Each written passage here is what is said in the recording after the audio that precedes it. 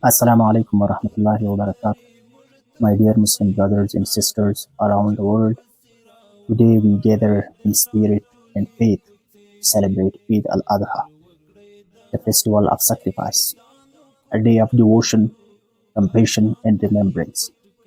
Eid al-Adha commemorates the unwavering submission of Prophet Ibrahim, peace be upon him, who was ready to sacrifice what he loved most for the sake of Allah.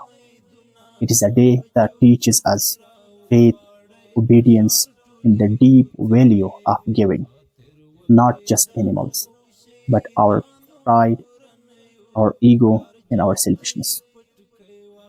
As we stand in prayer and gratitude, let us remember that true sacrifice means serving others, helping the oppressed, and standing for justice.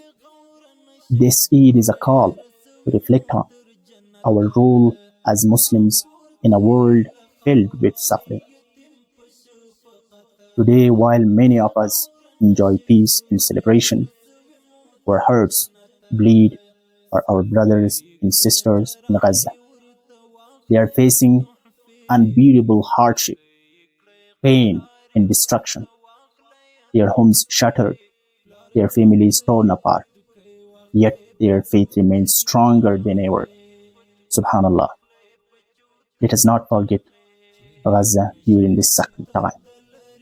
Let us raise our hands in prayer and our voices in solidarity. Let our Qurbani remind us that the real sacrifice is to stand with the oppressed and to give from what we love most.